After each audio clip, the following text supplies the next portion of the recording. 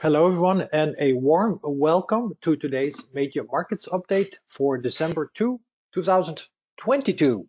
12 to 22 to 2. What a number. Quite nice. Remember, we follow the evidence. When the evidence changes, we change accordingly. We interpret the charts with the data available, and when that data changes and it changes our primary perspective, then we go to our contingency plan. That is, we have our primary plan, it's our primary battle plan, and we follow it. When the battlefield changes, we go to our contingency plan and follow that one. That is always the case. And price levels will tell us if we see invalidation or not. Very simple. That's what we do with the Elliott Wave, and that is our preferred method of attack.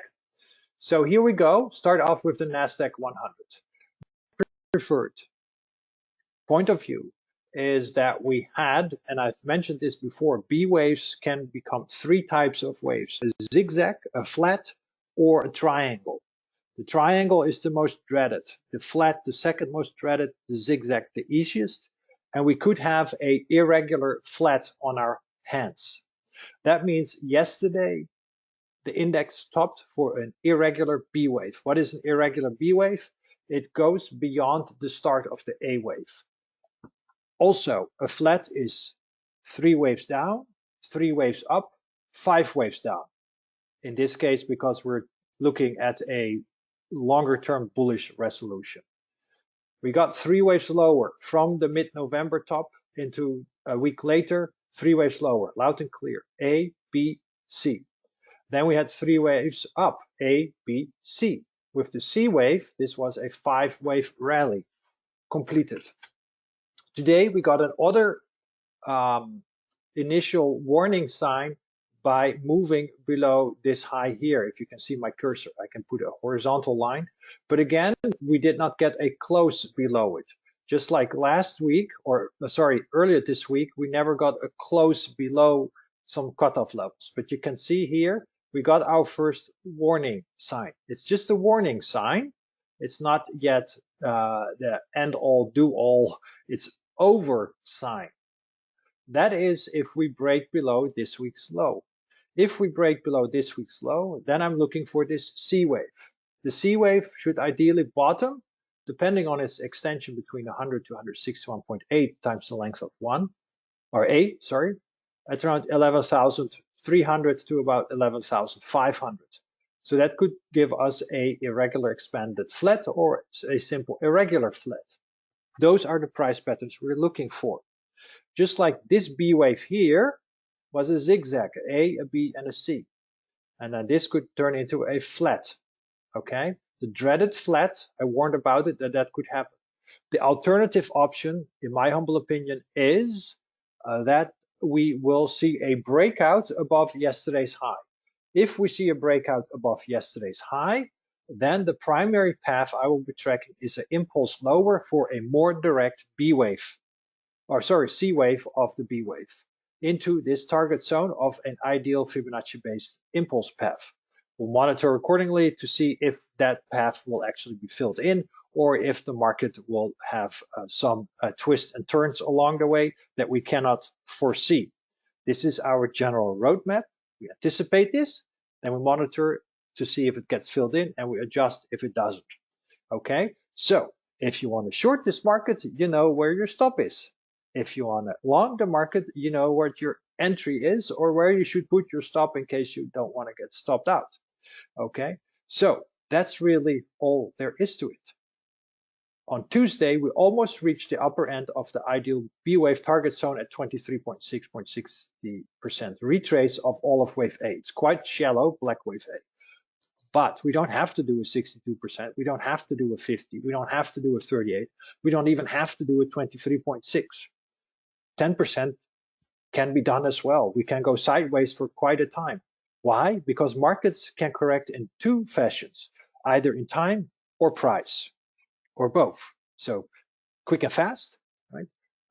Long and shallow, or a little bit of the intermediate. It doesn't have to do necessarily deep. It doesn't have to. The market doesn't owe us anything as long as it corrects. There are plenty of long drawn second waves that I can show you as examples that maybe retrace 23.6 to 38.2% retraces. So no need for it to go any deeper. It doesn't have to. The market doesn't owe us anything. That's why we set up these initial retrace levels. That is what we need to anticipate, and then we simply monitor it. I cannot know, nobody can know beforehand if it will be 76.4% or 61.8. Maybe you'd hope so, because then you can buy lower than you have to. Maybe you have to start chasing now, but that's just the way things are. So simply put, my primary expectation is that we topped for this B wave, and we're going to go into the C wave lower to the target zone as shown on the chart. Also note, we do have negative divergences on most technical indicators. Okay, this means also here on the money flow that we are moving higher on less strength, on less momentum, and less money flowing into the indexes. And I would really, but what I like is not necessarily what we're going to get, but I would like to see this kind of reset for the market to be able to garner energy to propel itself higher again for this C wave. But if it doesn't want to and it just wants to melt up, then so be it. But I would like to see that, and I'll show you that, for example, with some breadth indicators, which are quite stretched out to the upside, quite overbought, as well as the sentiment that I've been tracking. So if we do not hold yesterday's high, I'm going to look for a breakout and a more immediate path higher into early next year, and then all seasonality be damned, and all these stretched market breadth readings be damned, will move higher. Markets can move higher on less and less breadth. It can. That brings me to the semiconductors. Also here, we will then have I would say regular flat, potentially here for the A wave, the A, B, C for the B wave, and now wave C. Okay, this is very possible. We had 3 waves lower, 3 waves up, okay, an A, a B, and a C. So that would bring us then to about 2485, 2620 for this wave C of B, and then we rally. That is the primary expectation. It will only kick in on a break below this week's low, and as you know, by then we could already soon be completing that wave C. Alternatively, we're in a 5th wave that is going to subdivide higher. Okay, I cannot discern the two yet. Similarly for the S&P 500. Yesterday's high was a picture-perfect 5-1 relationship. We have, since the November 3 low, 1, 2, 3, 4, 5 waves with a, also here, what I would call irregular running flat wave 4. The running flat means that this wave 4 low is above the wave A low. It's an A, a B, and a C wave lower. This was 5 waves lower. Everything looks well on the shorter term, 3 waves lower, 3 waves up, 5 waves lower. And then we have the 5-1 relationship. And we should now be in the initiation move for this B wave. This will only be confirmed below the November 29 low. That's it. Alternatively, this is the other option. We're still above the 200-day moving average. We've been above the 200-day moving average 3 days in a row. Is a subdividing wave C of B. This is similar to the NASDAQ100. Then we'll see a more immediate, bigger rally. Okay, it will kick in on a break above yesterday's high. Then I'll be looking for the 3, the 4, and the 5 as shown. That will get us to about 4350, 4400. Okay, that is right in the lower end of this ideal blue target zone I've had on the chart for a while. And then we'll just get there much more immediate. Can this also only be wave A of B? Of course it can. Okay. That is always an option, that my wave degree is off by 1 level to be determined. But of course, when we top here, if we either get a shallow B wave or a massive C wave lower, you know, it's time to raise some cash and raise stops and all those good things. So we still have this bull flag here to content ourselves with an ideal upside target of 4190, 4200 almost.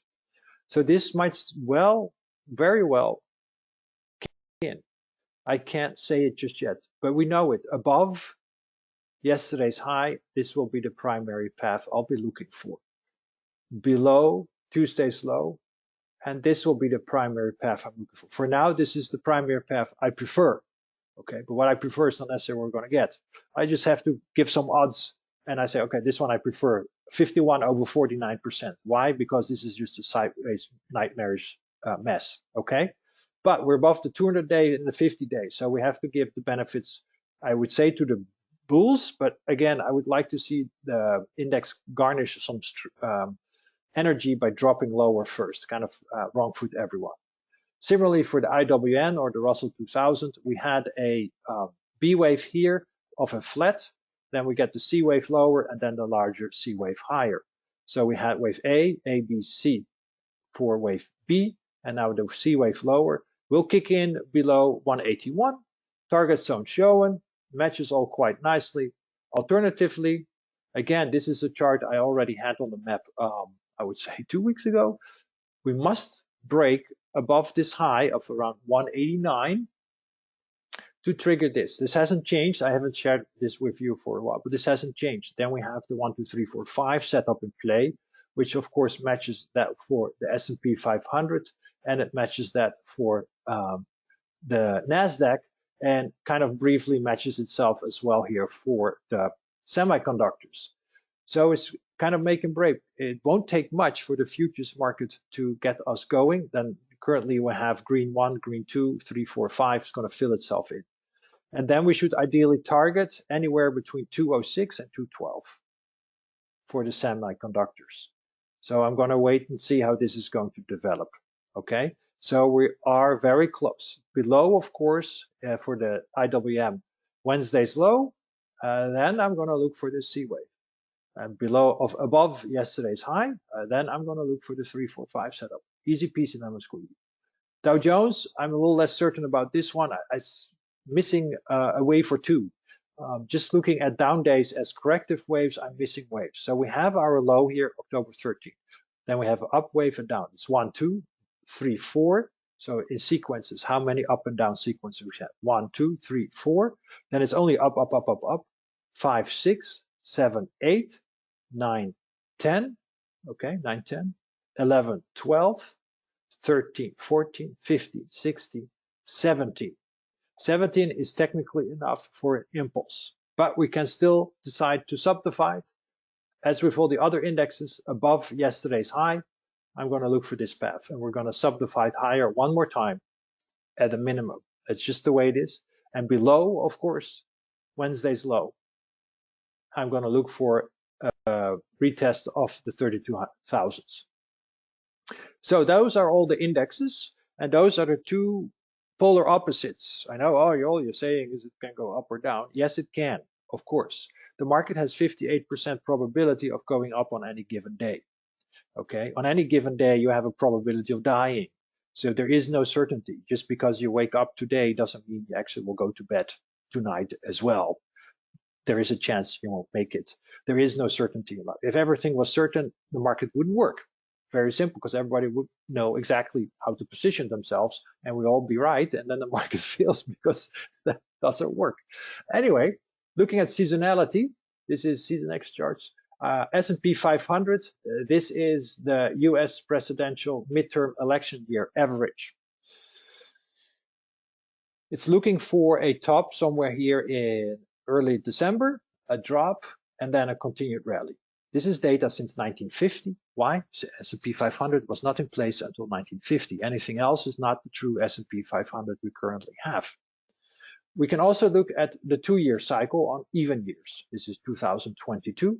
Even years quite similar. Okay, still looking for a drop here into mid-December. Now, of course, if we rally unabated, that drop can be the 4th wave and then the 5th wave. Again, the price action I show on these charts is not related to time. I'm just trying to play with the space available so it is legible. I can all squeeze it together and try to make the 3, 4, and 5 all fit in 1 month, and you have no clue what you're looking at. So never ever use my price charts for timing, because they're price charts. They're not timing charts. These are price charts. This is not a time chart, okay?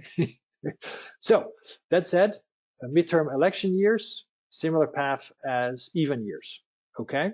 So that's why I still look for that B wave. This would then suggest this is the B wave. If not, we break higher, it's going to be like a fourth wave or something like that. Now, on the other hand, boy, are we bearish. There's been a lot of bearishness lately, a lot more than we've seen over a long time.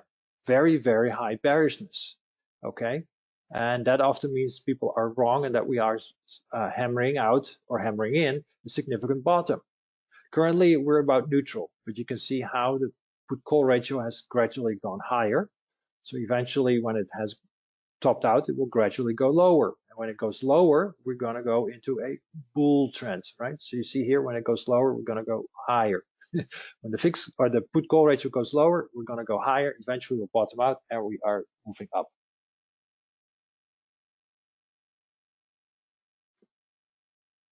If we look at what professional money managers are doing, the National Association for Active Money Managers, we're still below average, 64% exposure to the indexes. Still below average, so we're not really overly exposed. So there's still room for improvement here, folks. Meaning we can still have more room to move higher in the markets before we're overexposed. How are we doing on mom and pop investors, retail traders? Well, there are still kind of bearish, 40% bearish, 24% bullish, okay? So we're kind of still, optimism is low, okay? Neutral sentiment jumped, but still quite not so bullish. So there's room for improvement in this one as well, meaning market can still go higher. So how are we doing on a market breadth? Well, we're still positive, meaning the McClellan oscillator for the S&P 500 is at 41. More stocks are advancing than declining. The bears have nothing until market breadth is negative. Yes, we have negative divergence, but that is not necessarily the trigger. We want negative breadth. Now, if we look at the summation index, which is the McClellan oscillator of today, added to that of yesterday, which was added to that of the day before yesterday, etc., we can see we're getting quite stretched. The relative strength indicator is maximum overbought. Currently, it is sitting at 92. There's still room, more, we can go higher, and it remains on a buy. It is on a buy since October 24. So if you use this for your buying and selling, you would do pretty well. You caught a nice downtrend here from late August back into October and now back up again.